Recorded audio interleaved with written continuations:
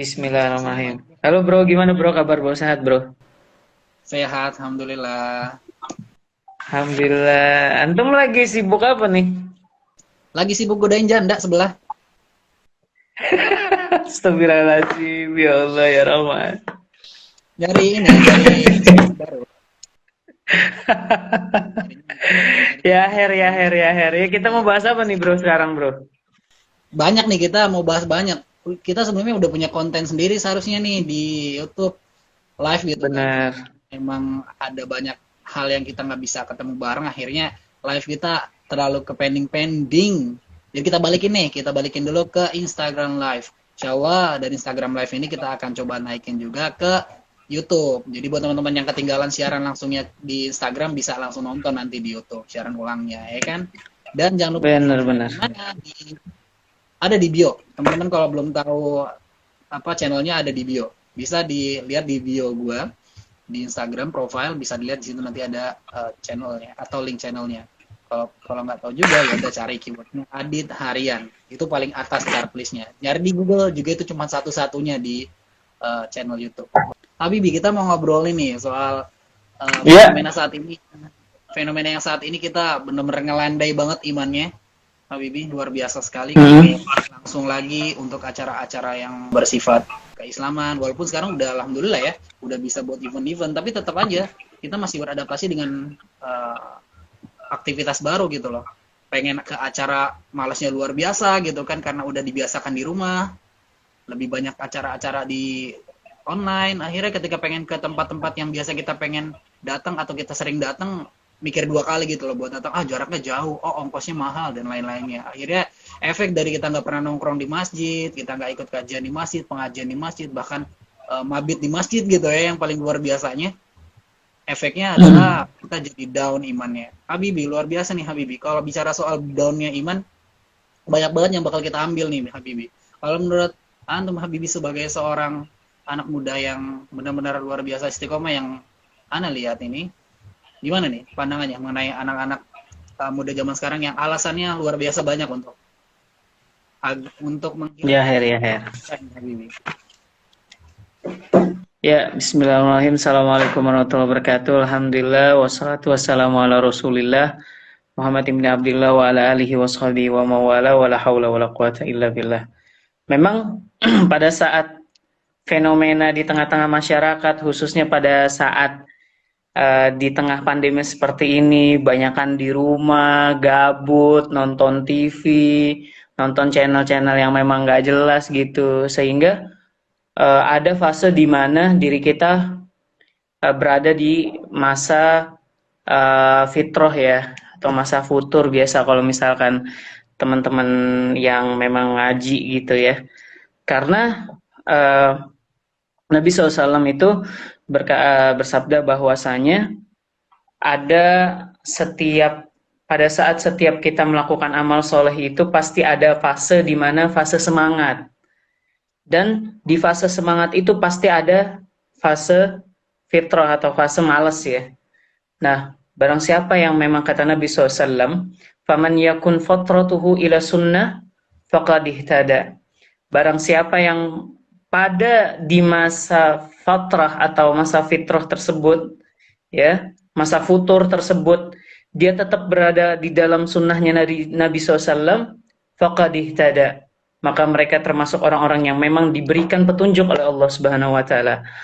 Maka sebaliknya, waman iyaku ila ghairi dzalik, apabila memang dia termasuk orang-orang yang memang pada saat di masa fatrah tersebut atau futur tersebut, sampai di mana dia berbuat maksiat, sampai di mana dia kufur, faqad dhalla, atau biasa disebut dengan dia termasuk orang-orang yang memang sesat.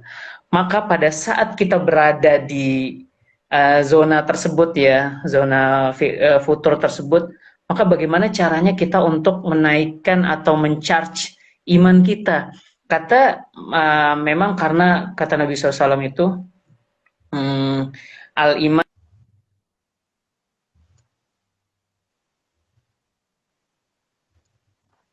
naik turun, nggak stabil bro, nggak stabil.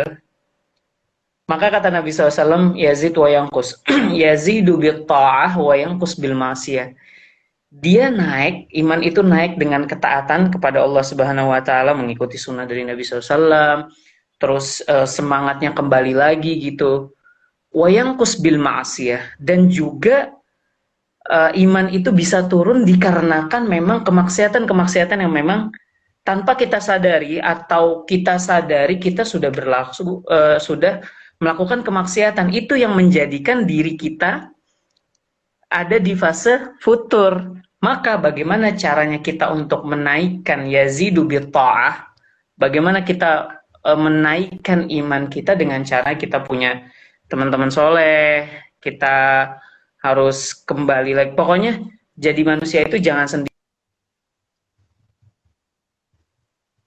Pada saat memang berada di dalam rumah lo sendiri, itu pasti ada aja banyak godaan. Maka pada saat pikiran lo, hati lo yang memang lagi condong dalam setan bisikin lo untuk ya udah nonton bokep aja lah atau melakukan hal-hal kemaksiatan gitu ya. Padahal pada saat itu dia benar-benar lagi futur, bro, lagi malas untuk beribadah. Apalagi kalau lagi malas nih beribadah, terus ditambah lagi dia lagi sendiri lagi. Udah gawat dah. Karena pada saat sendiri itu setan itu bisa yang namanya merasuki jiwa manusia. Namanya setan, kita nggak ada yang tahu. Walaupun memang dia itu imannya kuat ya, nggak jamin bro, nggak jamin. Maka di saat kita punya kelemahan di situ, pada saat kita lagi ada di fase seperti itu, dan itu adalah menjadi kelemahan kita, dan kita menyadari itu, apa yang membuat kita itu bisa naik lagi imannya? Itu tergantung dari kita pribadi. Ada yang memang mendekatkan diri kepada orang-orang yang soleh, itu yang pertama. Terus yang kedua, ada yang memang dia melakukan aktivitas kegiatan yang memang menurut dia produktif. Terus yang ketiga, banyak sih bro, banyak yang menjadikan diri dia itu kembali lagi bangkit. Seperti itu kalau misalkan gue lihat ya. Kalau menurut antum sih, apakah kalau kalau Anies sebutnya ini adalah futur modern? Futur modern ini kayak main game. Main game itu termasuk futur? Sebenarnya gini bro, hukum main game itu mubah sebenarnya, boleh-boleh aja gitu. Ya. Tapi pada saat itu lalai, pada saat membuat diri lo lalai, itu nanti gamenya jadi haram, bener. Karena gini, pada saat Allah perintahkan kita untuk beribadah kepada Allah, visi misi kita kan untuk turun di muka bumi ini kan wa ma khalaqtul jinna wal insa illa liya'budun. Ya, telah kuciptakan jin dan manusia untuk beribadah kepadaku, cukup beribadah kepadaku. Dari makna untuk beribadah itu kan luas. Bermuamalah sama orang banyak, melakukan ibadah, menjauhkan nahi mungkar, berbuat amal ma'ruf, terus berbuat baik kepada orang tua, itu kan bentuk dari beribadah kita kepada Allah. Baik itu hablum minallah maupun hablum minannas, ya kan? Dan untuk main game itu sebenarnya mubah. Tapi kalau misalkan kita lalai dari perintah orang tua, sholat nggak tepat waktu. Kalau sholat nggak tepat waktu gara-gara main game, double dosanya. Yang pertama haram hukumnya, itu menjadi haram hukumnya. Yang kedua, lu termasuk orang-orang yang sahun, orang-orang yang lalai dalam melakukan sholat, dan itu kan nggak boleh. Masuknya nanti ke neraka sakhor. Ngejarnya bukan double pahala tapi double kill. Aduh. Iya. Gue gini bro. Ini bukan gue bikin status, tapi gue punya foto profil gue ya. Foto profil gue ini keren banget nih kata-katanya nih. Bersabar menahan diri untuk tidak melakukan yang Allah haramkan jauh lebih mudah daripada bersabar atas siksaan Allah setelah maksiat tersebut. Paham gak lu maksudnya? Gimana tuh, gimana? Lebih terangnya gimana? Maksudnya tuh lebih tepatnya tuh lebih baik lu menahan diri untuk bagaimana caranya Jangan sampai lu melakukan hal yang memang Allah haramkan. Dan lu harus bisa bersabar jauh lebih mudah ketimbang lu ya bersabar atas siksaan Allah setelah lu berbuat maksiat. Jadi gini bro, kan ada ada proses kita berbuat buruk, ada proses kita dalam berbuat kebaikan. Pada saat kita melakukan proses buruk, itu gampang banget. Apalagi di dunia, apalagi di negeri Indonesia ya, yang notabene itu masalah untuk berbuat kemaksiatan tuh gampang banget sebenarnya.